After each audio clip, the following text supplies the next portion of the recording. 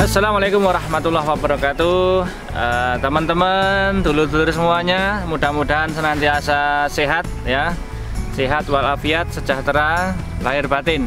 Sebuah materi video tutorial tentang budidaya tanaman rami dari awal sampai akhir insya Allah. Dan ini adalah serial yang pertama nanti yang akan kita sajikan, dari olah tanah sampai panen, sampai ke produksi, sampai ke serat inagres.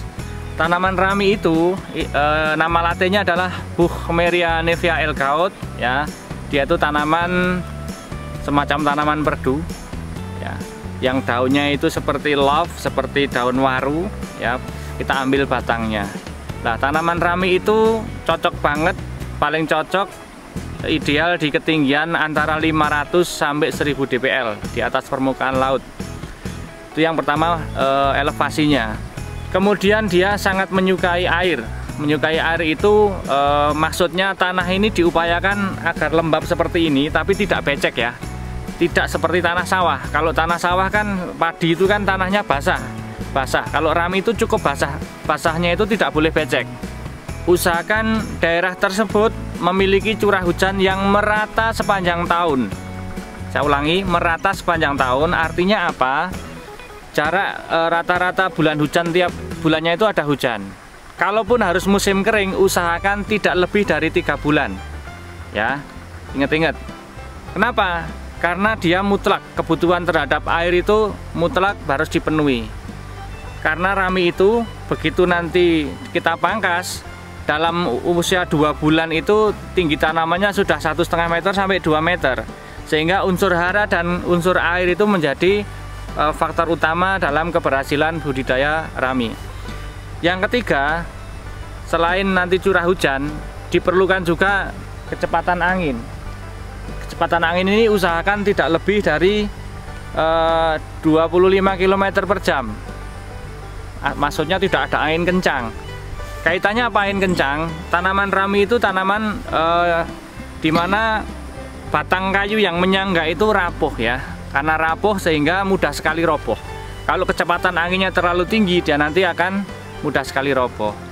Adapun solusinya nanti ketika memang agak tinggi arah anginnya, hembusan anginnya, kita bisa memberikan tanaman sebagai buffer atau sebagai penyangga. Nanti di beberapa titik itu kita bisa tanami dengan pohon pisang atau pohon pepaya dengan jarak misalnya 3 meter untuk menahan beban angin yang meniup tanaman rami itu. Yang keempat, usahakan pemilihan lahan itu dekat dengan sumber-sumber air. Kita bisa lihat misalnya di sini itu ada sungai yang terus mengalir. Ini sangat ideal sekali. Selain itu juga selain dekat dengan air, usahakan juga akses dengan jalan itu tidak terlalu jauh, sehingga nanti ongkos pengangkutan dari lahan ke tempat pengangkutan hasil panen itu tidak terlalu jauh. Nah, itu aspek-aspek teknis yang bisa kita pertimbangkan, kita pilih untuk memilih tanaman rami ini biar tanamannya maksimal gitu. Nah, secara teoritis teman-teman, dulur-dulur semua, bagi yang berminat menanam rami, ada satu hitung-hitungan bagaimana menentukan iklim, bagaimana menentukan. Ini termasuk kategori iklim A, iklim B, atau iklim C menurut Ferguson. Tapi tentu kita tidak bahas di lahan ini, karena apa?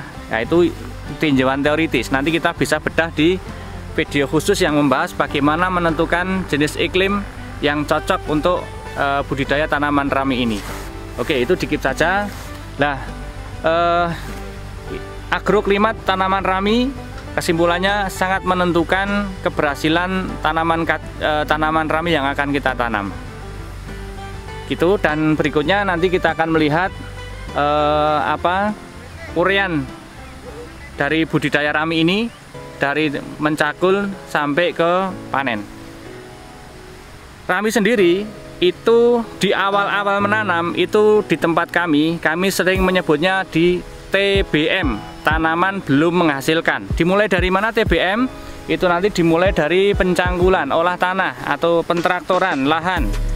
Setelah itu nanti setelah lahan itu terolah seperti yang di ini, sebagian malah sudah ditanami. Kemudian nanti dilakukan pembuatan alur tanam dengan jarak 90 cm. Setelah dibuat alur tanam itu nanti untuk tempat pupuk, kemudian setelah ditutup itu nanti dilakukan penanaman. Setelah penanaman nanti kita tunggu 2 bulan kemudian kurang lebihnya, atau 1 bulan setelah ditanam itu dilakukan penyiangan atau perawatan tanaman. Setelah itu kita tinggal menunggu sampai nanti 3 bulan dari tanam atau maksimal 4 bulan dari tanam, kita akan melakukan yang disebut pangkas kosmetik. Apa itu pangkas kosmetik? Pangkas kosmetik itu adalah kondisi kita mempercantik dari tanaman rami itu sendiri. Maksudnya apa? Ketika tanaman rami itu ditanam pertama kali, pertumbuhannya tidak akan seragam. Karena daya jangkau akar terhadap pupuk yang kita tanam itu tidak seragam, sehingga pertumbuhannya itu ada yang tinggi, ada yang rendah. Sehingga diperlukan pangkas kosmetik, pangkas untuk menyeragamkan pertumbuhan tanaman di fase berikutnya. Ya. Jadi saya ulangi, dari nanam rami itu nanti dalam kurun 3-4 bulan itu kita pangkas kosmetik.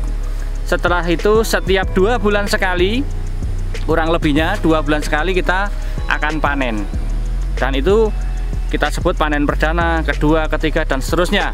Sampai 5-8 tahun kemudian, ketika tanah ini masih produktif, unsur haranya masih bagus, rami itu bisa kita nanam sekali bisa untuk 5-8 tahun, ya, tergantung kesuburan tanah dan pola perawatan kita.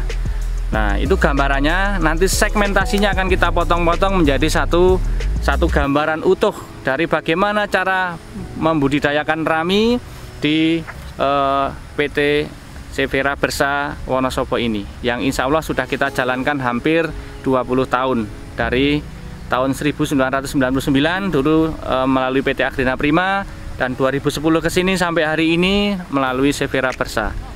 Demikian dulur-dulurku semua, ini prolog dari kami. Silahkan terus ikuti video-video edukasi kami, video inspirasi kami, video motivasi kami, dan video informasi yang akan kami berikan selalu update. Jangan lupa, jika video-video kami yang kami buat ini bermanfaat untuk Anda semua, teman-teman semuanya, jangan lupa untuk di like, subscribe, dan share. Demikian, tak kami adalah Rami Rahmat Allah milik Indonesia. Ikuti segmen berikutnya.